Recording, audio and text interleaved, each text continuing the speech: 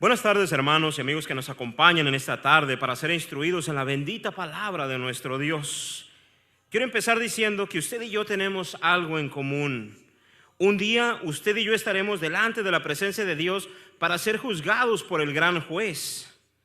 Hebreos 9:27 dice que está establecido, que como está establecido que el hombre muera una sola vez y después de esto el juicio. La pregunta es, ¿cómo le gustaría que Dios le juzgue a usted? ¿Le gustaría que Dios le juzgue a usted con mucha rigidez? ¿O le gustaría a usted que Dios le juzgue con mucha misericordia? Yo creo que todos los que estamos aquí, los que estamos escuchando este mensaje, afirmamos y decimos que nos gustaría que Dios fuere grande en misericordia cuando estemos delante de Él rindiendo cuentas de nuestra vida. ¿Sabía que usted puede hacer algo para que Dios tenga mucha misericordia para con usted? Allá en Santiago 2:13 dice que porque juicio sin misericordia se hará con aquel que no hiciere misericordia, y la misericordia triunfa sobre el juicio. Juicio sin misericordia se hará con aquel que no hiciere misericordia, dice la Escritura. Hoy quiero compartir con ustedes uno de los atributos de Dios. La Biblia nos muestra que Dios tiene muchos atributos como su amor, su paciencia, su gracia, su perdón, su humildad, bondad, mansedumbre, etcétera, etcétera. Pero del atributo de Dios del cual quiero hablarles el día de hoy es de su misericordia. El Evangelio según Mateo nos habla mucho acerca de este atributo de Dios. Allá en las palabras de Cristo dice: id pues y aprended lo que significa misericordia quiero y no sacrificio, porque no he venido a llamar a los justos, sino a pecadores al arrepentimiento. Palabras de Cristo en Mateo 9:13. El principio que me gustaría que nos llevemos grabados en nuestros corazones, en nuestras mentes, es el siguiente: que mientras más misericordia tengamos para los demás, más misericordia recibiremos de Dios. Lo voy a repetir: que mientras más misericordia tengamos para los demás, más misericordia recibiremos de Dios. La pregunta es, ¿qué significa tener misericordia? Bueno, tener misericordia es como cuando frenas un carro para que ya no siga en esa dirección. En otras palabras, tener misericordia es detener, es frenar el juicio que se le va a hacer a alguien, que es exactamente lo que Dios ha tenido para con nosotros, misericordia. Cristo nos dice: no juzguéis para que no seáis juzgados. Voy a leer Mateo capítulo 7, versículo del 1 al 5, palabras de Cristo que dice de la siguiente manera: no juzguéis para que no seáis juzgados, porque con el juicio con que juzgáis seréis juzgados, y con la medida con que medís os será medido. ¿Y por qué miras la paja que está en el ojo de tu hermano y no echas de ver la viga que está en tu propio ojo? ¿O cómo dirás a tu hermano: déjame sacar la paja de tu ojo, y he aquí la viga en el ojo tuyo? Hipócrita, saca primero la viga de tu propio ojo, y entonces verás bien para sacar la paja del ojo de tu hermano. Como seres humanos, nosotros no necesitamos ser instruidos en cómo juzgar a los demás, porque como seres humanos es algo que nos sale por naturaleza humana. Rápidamente somos buenos para juzgar los defectos de los demás, pero cuán difícil es a veces acercarse a alguien y afirmarlo y decirle: mira, yo te admiro por esto. En otras palabras, somos buenos para juzgar, mas sin embargo la Escritura nos dice que no juzguemos para que no seamos juzgados. ¿Cómo ilustrar lo que es tener misericordia? Porque ya dijimos que mientras más misericordia tengamos para los demás, más misericordia recibiremos de Dios. ¿Cómo ilustrar entonces lo que es tener misericordia? Bueno, ahí mismo en el Evangelio de Mateo, ahí mismo Cristo ilustra por medio de esta parábola, por medio de esta historia, lo que es tener misericordia. Allá en Mateo capítulo 18, versículo 23 en adelante, nos habla que el reino de los cielos es semejante a un rey que hizo cuentas con sus siervos. Dice la Escritura que comenzó a hacer cuentas, le vinieron a presentar a los siervos Y cuando empezó a hacer cuentas, le fue presentado uno que debía 10,000 talentos. Como este no pudo pagar, el rey, dice la escritura, que lo envió para que lo vendieran como esclavo a él, a su esposa, a sus hijos y todo lo que tenía para pagar un poco de lo que debía, de la deuda. Aquel siervo, dice la escritura, que se postró y le suplicaba que tuviera paciencia. Y dice la escritura que el rey, el Señor, dice, fue movido a misericordia y le soltó y le perdonó la deuda. Pero dice que saliendo aquel siervo, halló a un amigo, a otro de sus consiervos que también le debía, pero solo le debía, dice la escritura, 100 denarios. Y dice que lo agarró y lo ahogaba y le decía, págame lo que me debes. Entonces su consiervo hizo lo mismo. Le rogó que le tuviera paciencia, mas este no quiso, sino que fue, dice, y lo echó a la cárcel hasta que le pagase la deuda. Entonces los demás se dieron cuenta, fueron y le dijeron al rey, y el rey lo mandó a llamar. Y le dijo, siervo malvado, toda aquella deuda te perdoné porque me rogaste. ¿No debías tú también tener misericordia de tu consiervo como yo tuve misericordia de ti? Dice el versículo 34 que el Señor, ese rey, se enojó tanto que lo entregó a los verdugos para que pagase todo lo que le debía. Y Cristo Jesús termina diciendo esto: así también mi Padre Celestial hará con vosotros si no perdonáis de todo corazón cada uno a su hermano sus ofensas. Aquí en esta historia, este primer siervo, dice la escritura que le debía 10,000 talentos al rey. Y según lo que investigué, 10,000 talentos son 60 millones de monedas de plata, lo que equivale a miles de años de trabajo. Es decir, era imposible que este hombre pagara la deuda, pero pidió misericordia y el rey le perdonó la deuda. Mas sin embargo, cuando éste salió, encontró a otra persona que le debía, pero nada más le debía 100 denarios, lo equivalente a 100 monedas de plata. Esto sí se podía pagar.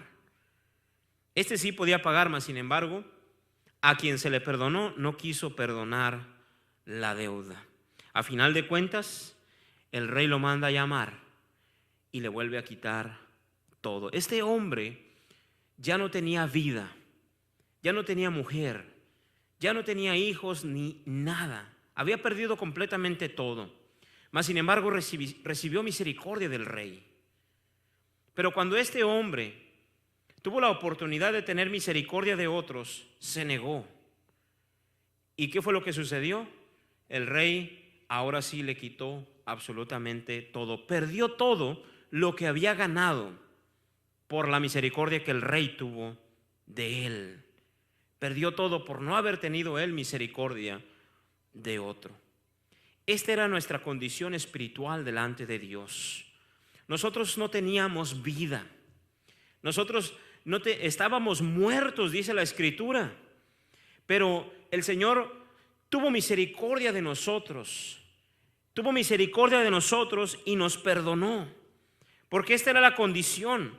Porque por nuestros pecados nosotros le debíamos a Dios 60 millones de monedas de plata. En otras palabras, le debíamos una deuda que ninguno de nosotros podía pagar. Mas sin embargo, el Señor ha tenido misericordia de nosotros y nos perdonó una deuda que nosotros no podíamos pagar, que solo el Señor podía pagar, y lo pagó en la cruz. Ahora que Dios ha tenido misericordia de nosotros, lo que Él espera es que tengamos misericordia de los demás. Cuando alguien nos ofende, solo se nos debe 100 monedas de plata. Así que vale más que perdonemos, porque no se compara que nos deban 100 monedas de plata a que nosotros hayamos debido un día 60 millones de monedas de plata, algo que si lo traemos a lo espiritual es imposible pagar. Porque ya dijimos entonces que mientras más misericordia tengamos para los demás, más misericordia recibiremos de Dios. Ahora, nosotros podemos preguntarnos, pero ¿cómo puedo yo tener misericordia para con una persona que me ha dañado, que me ha hecho un daño en mi corazón? Bueno, en primer lugar, si alguien le haya dañado a usted, Pudo haber sido por dos razones. Número uno, porque usted tuvo parte de la culpa. A lo mejor alguna imprudencia, a lo mejor alguna ofensa que usted hizo a alguien, y entonces esa persona le responde con esa ofensa y le causa un daño. Entonces, muchas veces nosotros tenemos la culpa, parte de la culpa. Ahora, a veces no. A veces puede que a usted le han dañado por causa de hacer lo correcto. Por ello debemos tener presente el plan de Dios para nuestras vidas. Dice la Escritura, palabras de Jesucristo: bienaventurados sois cuando por mi causa os vituperen y os persigan y digan toda clase de mal contra vosotros mintiendo. Gozaos y alegraos, porque vuestro galardón es grande en los cielos. Dice Mateo 5 del 11 al 12. Gócense, alégrense, porque tu galardón es grande en los cielos si tú has sufrido por causa de hacer lo correcto.